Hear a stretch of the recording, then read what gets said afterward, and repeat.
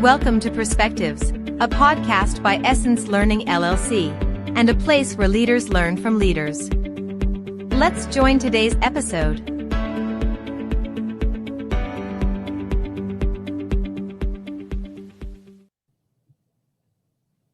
Hi, and welcome to the Perspectives podcast. My name is Phyllis Williams, and I am part of the Essence Learning team. And today we're going to be discussing this book that you see before you. It is Building a House of Diversity, a fable of the giraffe and the elephant, by Dr.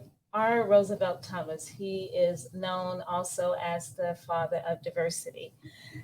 We have quite a few on our panel today that will be discussing the book, and I would like to allow them now to introduce themselves.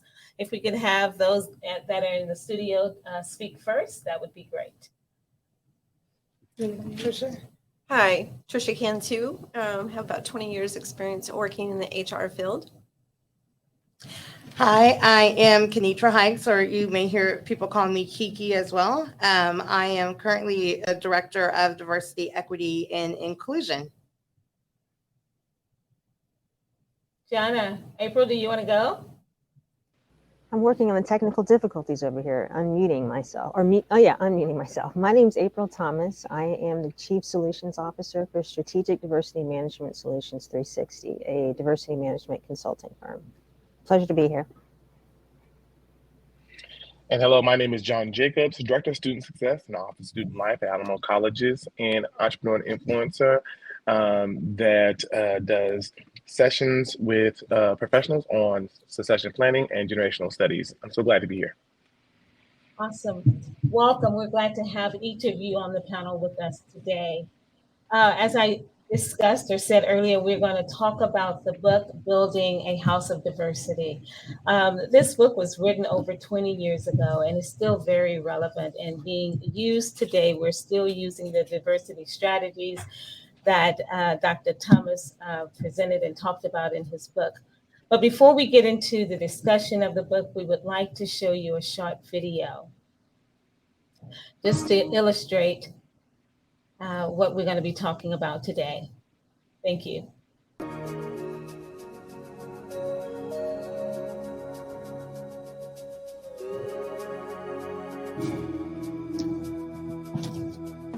In a small community, a giraffe designed and built a new and exquisite home, especially for his family's needs. It was a home ideally suited for giraffes, with high windows that ensured maximum light and good views, while protecting the family's privacy. It had magnificent, soaring ceilings, tall, stately doorways, and elegant, narrow hallways that saved valuable space without compromising convenience. The home was so wonderful, it even won the National Giraffe Home of the Year award. The giraffe enjoyed the home and went as far as to move his prestigious woodworking business into the home's spacious basement. Of course, the giraffe was settled for nothing less than a state-of-the-art workshop. So remarkable and advanced was the equipment in this shop, and so skilled a craftsman was the giraffe, that the giraffe's business quickly became the talk of the woodworking industry. Oh, he's the best. No, I thought everything. Unfortunately, the giraffe's growing popularity began to take its toll, and it became very difficult to keep up with mounting orders. Most days, it was all the giraffe could do to take a break or steal a breath of fresh air. I'll never get all this work done on time. I could lose clients. But it was during one brief break that the giraffe happened to notice another well-known craftsman strolling down the street. I know that elephant. We worked together building a play area for the elementary school last year. He's smart, organized, and an excellent woodworker. I wonder if the elephant would work with me. I need somebody to help me, someone skilled that I can depend on. Hello, elephant. Good day to you. If you have some time, would you like to come in? There's something I'd like to discuss. Well, yes, it would be my pleasure, Giraffe. The elephant was delighted with the invitation. He had enjoyed working with the giraffe in the past, had heard of Giraffe's wood shop, and liked the idea of getting to know the giraffe better. Well, come in. Come in. Well, thank you. I've always wanted to see your home and workshop. But when the elephant tried to enter, he immediately encountered a problem. This doorway, the doorway's a bit, I believe I'm stuck. Oh, dear. It's a good thing I put this doorway on double hinges. It's so I can bring in my equipment. This'll just take a moment. Sorry about that. Thanks, Giraffe. Soon, the two acquaintances were happily exchanging woodworking stories, and their appreciation of each other's skill grew by leaps and bounds. Oh, that's wonderful, Elephant. Beautifully done. This equipment sure makes it easy. It was obvious that they got along very well. So well, in fact, that the giraffe offered the elephant a partnership on the spot. The elephant quickly accepted. Work with the giraffe would not only elevate his status in the industry, but would clearly increase his income. Honey, telephone. Coming! Oh, excuse me. I better take that in my den. Oh, of course. Well, I guess I'll get started. That would be great. My workspace is now your workspace. Left alone, the elephant looked around and noticed a room full of raw wood. Say, I'll bet there's some more cherry wood in there. So he decided to investigate. Uh-oh. This is not good. I better tell Giraffe. Oh. Oh, no. The elephant was very frustrated. Good heavens, Elephant. What happened? Are you all right? I'm very sorry, Giraffe. I was trying to get right to work and... Oh, I see the problem. That door was too narrow again. I guess we'll have to make you more flexible. What? Well, you know, there's an aerobic studio near here. I bet if you took some classes... Do it, wanna do it, feel the burn, wanna do it. Well, they do a lot of stretching and exercising. If we can get you to do a lot of that stretching part, maybe we can elongate your body. Yeah, well, maybe... Obviously, the stairs are too weak to hold your weight. If you go to a ballet class at night... Now up on those toes like a butterfly, up, up. I'm sure we could get you lighter on your feet. But Giraffe... Then you'll be able to walk right up those steps.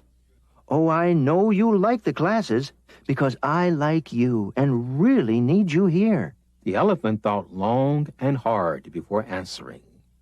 You know, Giraffe, well, I was looking forward to being here, and I want to work with you, but, well, to tell you the truth, I don't think a giraffe house is ever going to work for an elephant. The giraffe and elephant faced some intriguing diversity questions. Is this relationship worth pursuing? If so, what are the implications? Could the giraffe have been better prepared when he opened his door to the elephant? Were the elephant's expectations realistic? Why did the giraffe focus only on changing the elephant? Should the elephant go to aerobics class? Ballet class? Complex issues with no easy answers. Yet each must decide how to respond. How would you respond? That was a very cute story and very simply put for anybody to understand how cultures work. We get into an organization and they've been set up a particular way, and it's hard to convince, especially when it's been successful, that we should make a change. And so that's why the giraffe was really trying to change the elephant.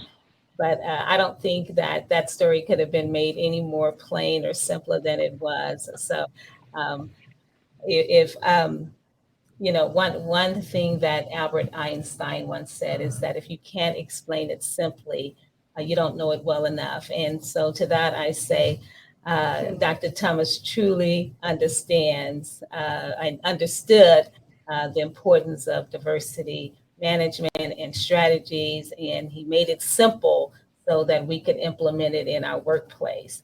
But to sum up that story, I'd like for Kiki to kind of give us her input in what she thought about that immediately when she saw this giraffe trying to change the culture, trying to change the elephant to fit his culture. Right. It's been a while since I've seen that video too.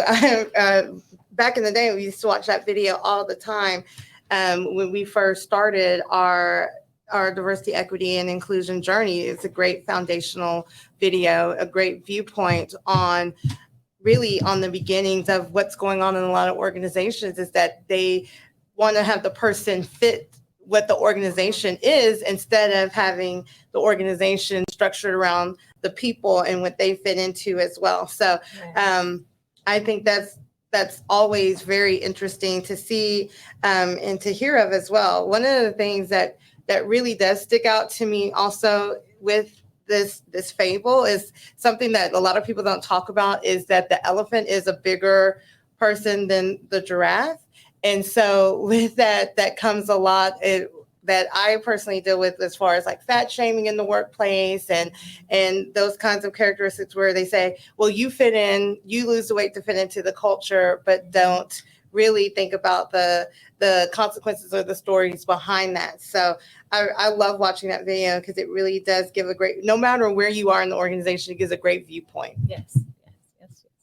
How about anybody else? Did anybody else have any input or feedback on that? For me, watching the video, of course, I've seen it multiple times, and seeing it this time, what stood out to me in light of conversations that we're having today is that the giraffe knew the elephant in the context of a very specific work context, but he didn't know him socially.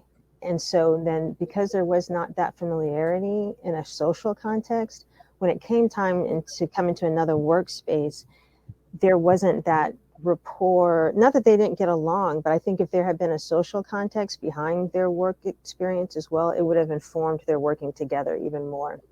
And the giraffe they both would have been more prepared for engaging in this next workspace. And so for me, it speaks to, that's often how things work in organizations.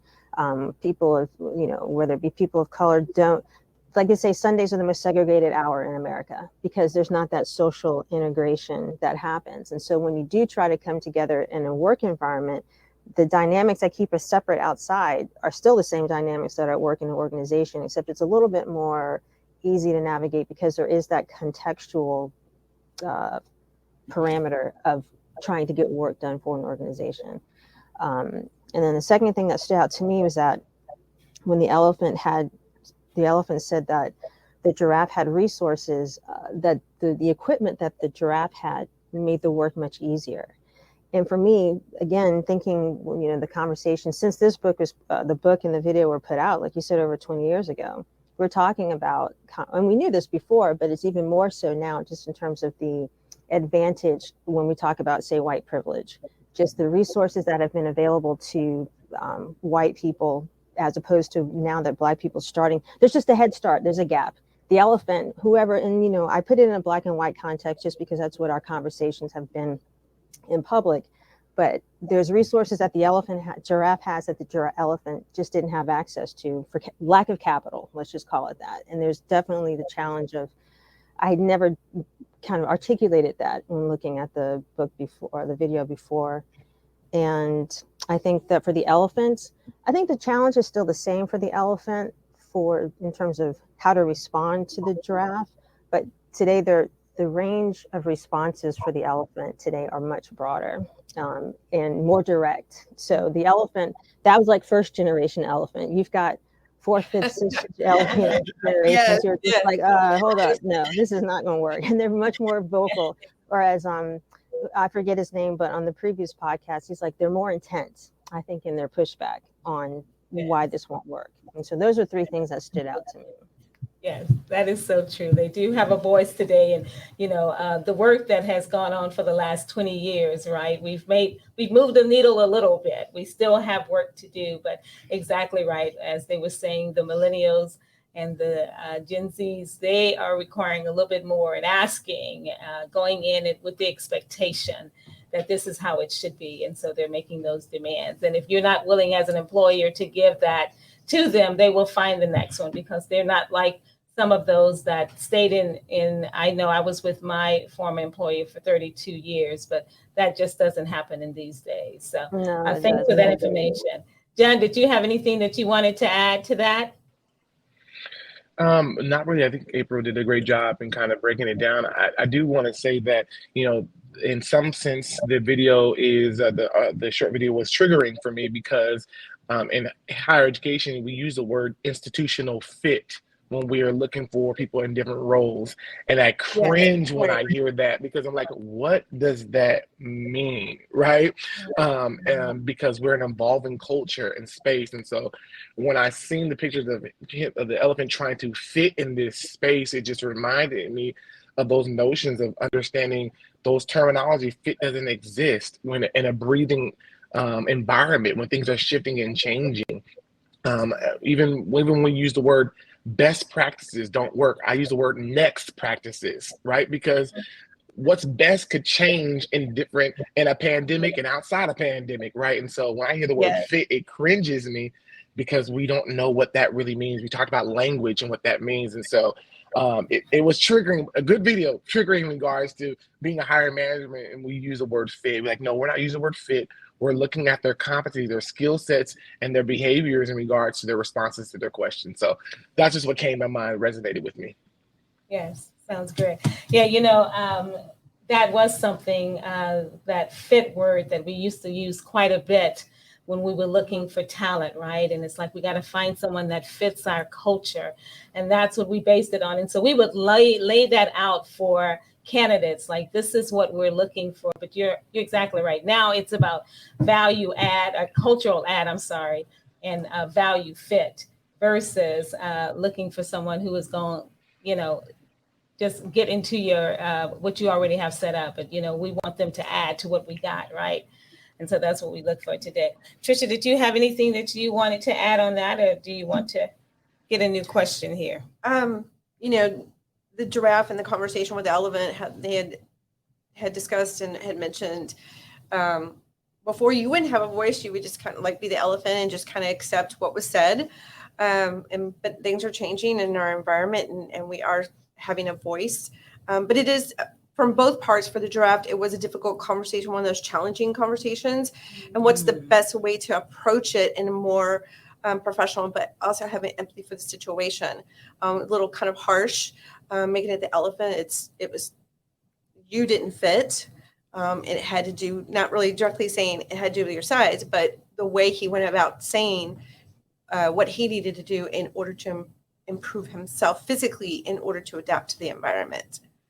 You know what I like that we don't necessarily look at it from that perspective, from the giraffe's perspective. We look more of what the elephant had to go through. But you're right about that. That could be definitely a difficult conversation for someone to have with someone. It's like, you're not you what I need in skill set, but there's some other things that we need to fix about you, right? And so that's not always an easy conversation.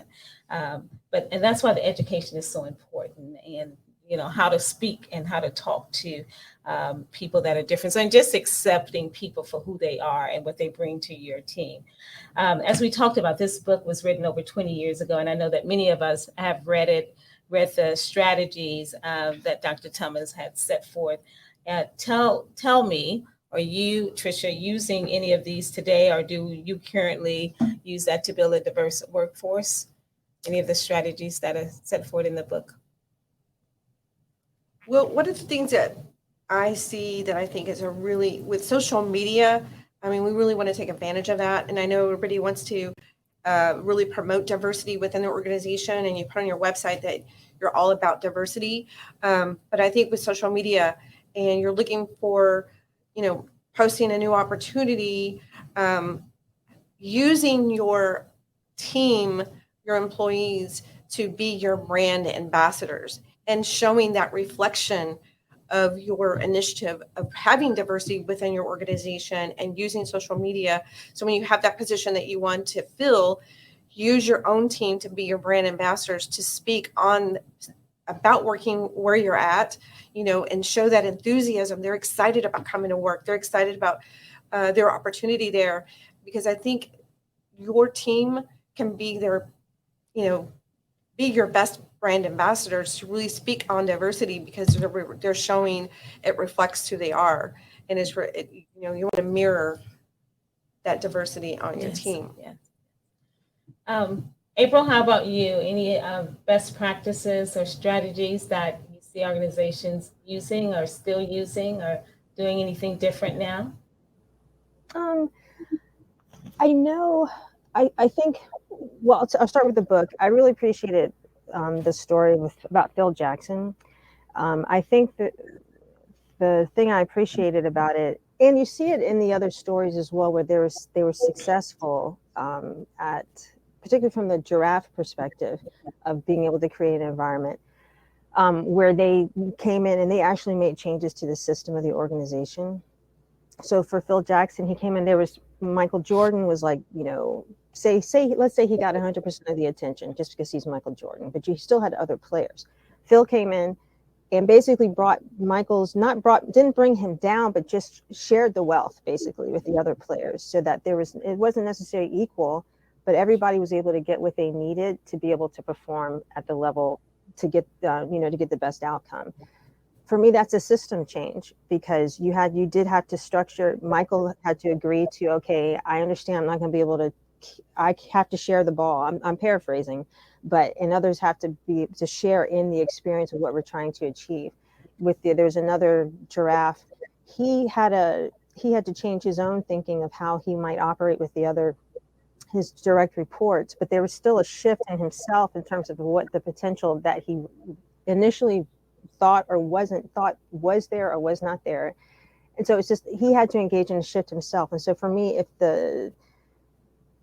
it's hard to say that I've seen this, because to do culture change, to change systems, it doesn't happen easily. And so I think that's probably my biggest challenge with the work, is that it's still relevant because nobody's done it, in the sense of it's been done and it failed. It hasn't been done consistently and in enough organizations to see the benefit of changing your culture. And I'm not saying to get rid of it, but you do have to make adjustments. And just I think the challenge there is that when you think about the Michael Jordan and the Bulls story, yes, Michael Jordan, okay, so say instead of 100% of all the accolades, he got 75 and everybody got 25. But in that shift, everybody got a ring. Before that, nobody had a ring. So you have to remember, what's your objective? Is it to try and keep all of whatever the resources and whatever to yourself or to a group? Or are you really what objective are you trying to do? And can you make an adjustment to the system so that everybody can partake and participate and contribute for you to get your ring, whatever that is, whatever that looks like. So. Exactly right.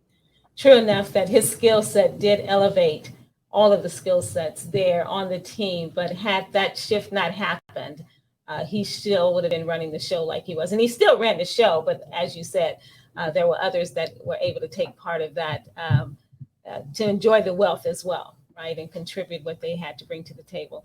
John, any feedback or comments, input from you on best practices? I think that April mentioned something that really resonated with me, is that systems take time. Systems take time. I think in the story he said at the end, just wait right here. It'll take a moment, right? In regards to the doors and stuff like that and changes. And so it's going to take time. And we're, as DEI professionals and experts, it is a marathon, not a race. It is a marathon, and you will have moments where you'll do 3 steps forward to take 5 steps back. Yes. And so as you're talking about making system changes, and realize that it's an ongoing reset. I often have to reset as a DEI expert. Let's reevaluate our outcomes. Let's go over these language again. Let's go over these terms one more time. It is the beginning of the fiscal year. Let's talk about how our budgets align with these DEI initiatives. We have to reset and rechange. And so I think that patience in the process is going to be really important. I think the stories and the many analogies, really the fundamental foundation is the time, the patience, and the empathy that comes with both from the person, the DEI professional, and the person who's listening, that takes along with the process to get to a place where we are competent and mature, like we mentioned at our last podcast. So true. Totally agree with you. That, that kind of sets up the next question. It talks about the responsibility. What is the responsibility of the organization in building a workplace that is diverse and inclusive. And that's what Phil Jackson did. He built his team to be inclusive and not to exclude any of those other team members on the team. Although Michael Jordan was the superstar and remained the superstar, again, that wealth was shared rather. So what responsibility really is it of the organization on building their organization to be more diverse and more inclusive? I think, the setting matters. I think that, I have a 7-year-old son, and when I brought him we brought him home from the hospital, it was our job to have a setting, an atmosphere ready for a child. And I think that many DEI settings that are allies or champions often don't have the setting for someone to be successful. What do I mean by settings? I'm glad you asked. Setting might be having actual counsel, resources, artifacts, literature, books, those things that help to facilitate a growth mindset and a growth system, right? And so many times we just drop DI concepts or people into spaces and they're not having the tools, whether it's financial tools, professional development, resources that allow for the work to happen. When you talk about the story of Michael Jordan, he had the resources, he had a winning team, a great coach, facilities, all the necessary surroundings for him to be successful on the court. So all he's thinking about is playing, right? Not grabbing his own water or being his own personal trainer. No, the setting is there for him to be successful. That is so true. Yeah. I was just going to add to that. Oh, I'm sorry. Go ahead. No, go ahead, April. No, I was just going to say that to add to that, I would put it in the context that the organization is responsible for the systems and the policies, which speak to what John was saying, that you have to have that foundation there. And it has to be, need the systems to change to be able to hold people accountable to do the practices and the behavior. So systems policies is what the organization is responsible for. The practices and the behaviors is what the individuals are responsible for. But if there's no system to hold the people accountable for the behaviors, you can put all the training, all the resources, but if they're not being measured by the system, this means nothing, unfortunately. It's not going to have the impact that you intended, or at least you say that you intended when you paid all the money you did for that training. And so with John's point, systems, that you need both. So everybody's responsible for it. There's a place that the organization has that only the organization can change, systems and policies. And then there's a place then when that's in place and being enforced, that the policies and practices will change to reflect that new culture that you're trying to create. Totally agree. Kiki, you had something you wanted to add? No, I think it's all great. And because when you were talking, John and April, about these are the things that are needed and who's responsible for it, I always use the building a house of diversity in this literal sense. We're building a house. So we're having to start with the foundation. Who's building that foundation? It's not just me. I got to get money for that foundation to be built. I need the space for it to be built on. I need somebody to manage the financial aspects of how we're doing it. Who's going to be the general contractor? So I think about when I go into an organization, we're literally taking something from nothing into building that house. And then I need you, hey, your department marketing, you come in and you hold this wall up and you're going to be responsible for this wall. And as HR, you're going to come in and you're going to help decorate the house and you're going to put in those systems and those policies. So I think about that as its little sense. We're building a house for diversity, but everyone is going to live in this house. Everyone's responsible for building this house up, and those things that hit directly in the DEI world of the practices, the policies, the procedures, the education and awareness, and so much more, and how much we do with the community as well. That's all a part of the house, and it all takes part in that. And to have a successful household, you have to have everyone be a part of it. Most definitely. Trisha, did you have anything One of the things, making sure that you want everyone to participate in DEI. It's just, you set it up, you want to have this organization, you want to set these systems in play. But, with the different generation gaps, you have the young generation, the Gen Z, they might not be they've heard the word, they might, want to be, we want that particular generation to be part of it. And I think really going out and talking to them individually in their departments and really explaining to them what our goal is for the organization, what D&I is all about, and kind of giving them that one-on-one, that intimate environment, and sitting down and allowing them to ask questions to see if this is something that they want to participate in. If I do, what am I going to gain from being part of this D&I? Mm-hmm. And I think that's a really great way to open up the doors to different generations, but maybe they had heard about it, but not too sure. But being able to sit down with that D&I person and really getting some questions answered directly about how they feel before they decide they want to pursue being on a committee. But I really think that really opens up a lot of doors and gives them that, like, wow, they really were interested in what I had to say. Yes. And, we've probably touched on some of this, but do you have any thoughts or inputs on how an organization can craft solid solutions, and not just HR and the programs and initiatives in HR, but what are some of the solutions that they can do to help diversify or to address some of those issues that are in the workplace, and, to unify their organization? Either one of you guys want to?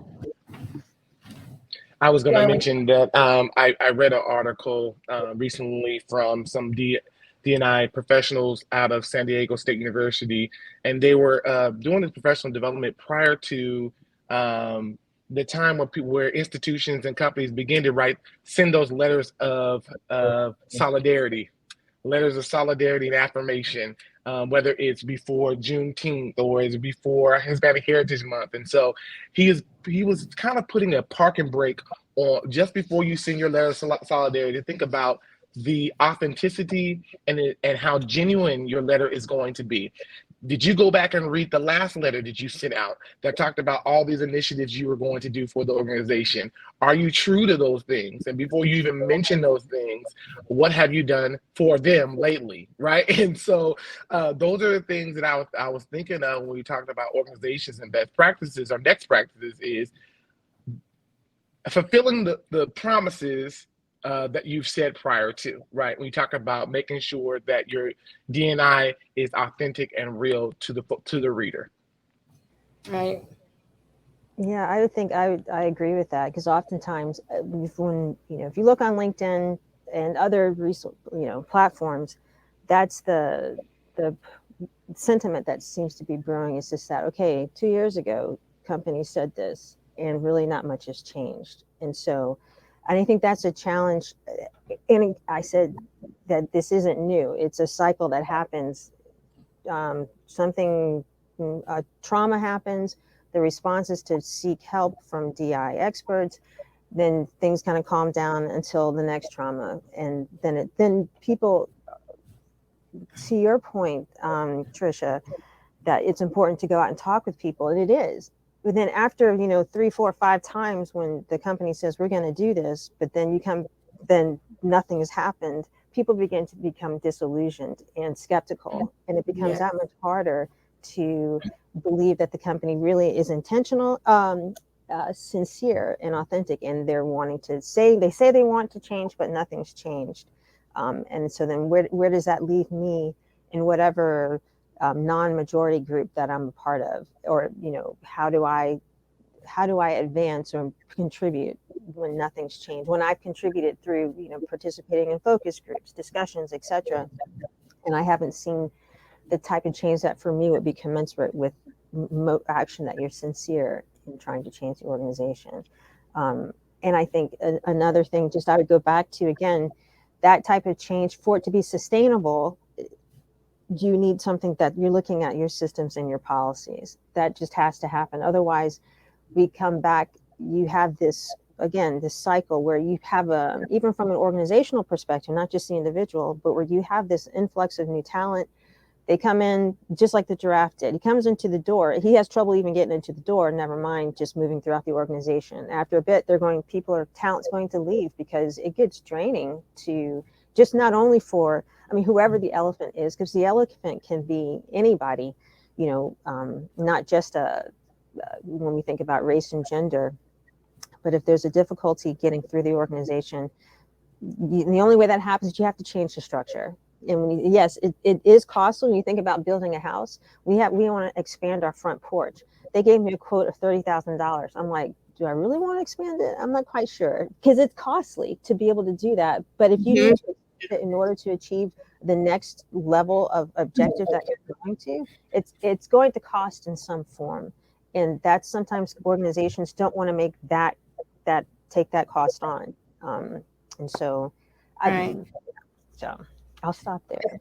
And I feel like there's also like a lack of accountability too when it comes to those things, right? It's like organizations are not holding their senior leadership team or any of their leaders accountable for the actions that fall. Not just I've attended this DEI class, but the accountability lies in, are you actually doing the skills, the characteristics, the things that we're teaching you in these classes? Are you implementing them back in the workplace? Are you leading your teams from a place of diversity, equity, and inclusion? Are you recruiting talent from those kinds of areas? And we have to hold people accountable. Are you putting it on performance measurements where at the end of the year they're measured on these and it affects their future with the company? And it's that accountability piece that's missing in organization. So it's a lot of, you can say these things and you can do this, but are you holding your leaders accountable and also and actually following through with that accountability piece as well? Do you have measurable KPIs for everybody in the organization that fall in the realm of diversity, equity, and inclusion? Because if it's not just the DEI leader's responsibility and it's everybody's responsibility, then we need to make sure everybody has a measurement for it, everybody is aware and educated, and everybody is accountable as well. Exactly. And not only accountable, but tied to your merit and your increases of salary, then that's when, maybe some of the changes could happen, right? But as we begin to wrap up, we're coming to the end of our podcast. I did want to get your feedback and input on the work that Dr. Thomas did over 20 years ago and what he put in this book for us. Is if he was here today, or if you could hear from him today, what do you think his thoughts would be on where we are in the workplace with workplace diversity? April, do you want to take that one first? Sure, I'll start. I know the last article that he wrote before he passed was this article called The Shamming of Diversity. And it reminds me of this, there's a meme going on LinkedIn. I probably watch it too much. I keep referencing it, but somebody's taken an inflatable pool, put it into a bedroom. It's the size of it looks like a bed, but he's filled it with water. Then he puts a blanket over, like a cover, the fitted sheet over the pool. Then he puts a blanket over it, some pillows. So it looks like a bed. Then somebody comes in, they're talking on the phone, they go sit on the bed, and then they land all in the water in the pool. And so, but it looked like a bed, but when you got to the essence of it, it did not function as a bed, and you were just drenched. And so for me, that's an example of the shamming of diversity. We say that we're doing diversity, but when you get down to it, it's not sustainable. It can't support you, and it can't support the objectives of the organization. I think that would be what my father would say, is that his concern was that with the route that we're going, that everyone involved, not just in a particular group, but from practitioner to CEO, is engaged in an act of shamming. And so that would be his biggest concern, I think, for the industry. Thank you. John, how about you? Selah. I'll leave it right there. Yeah. Okay. Ladies, did either one of you have anything to add to that, or? No, I completely agree with that. It seems to be one way, but then when you unpeel the layers, it's a completely different way. And then if you are not careful, it can catch you off guard, and you can end up falling flat with nothing there as well. So I think that's that big concern. I always go what John said, we make 2 steps forward, we take 3 or 4 steps back because something happens in the world where we have to take those steps back. It's like you're on that journey and then your car breaks down, your tires go flat, you run out of gas. What do you do to get back on that road again and make sure you're going down the right path? Yeah. So I feel like that's really where we are right now. We're still trying to figure out that right path to go down. Yes, it's kind of an illusion. Did you have anything that you wanted to I add? mean, Trisha? I agree with everyone. Okay. It's really a slow path, but we're going to, we're going to get there, and we're going to make the right changes that meet the needs of the organization. Fantastic. I want to thank our panelists for joining us today for this podcast and sharing their perspectives on the book, Building a House of Diversity. And as we did say, we do have work to do, but that's what our role is to educate and to bring awareness about and to make sure that we are moving the needle forward. So again, thank you, and thank all of you who are listening in to this podcast. We appreciate you listening in, and hopefully you got something from what was said today. Thank you. Thank you for joining Perspectives, a podcast by Essence Learning LLC. Essence Learning is your solution to personal and professional development. We partner with our clients to develop a learning strategy that will increase productivity, enhance performance, and align with their purpose and goals. For more information, visit us online at essencelearning.net or call us at 1-877-657-5755.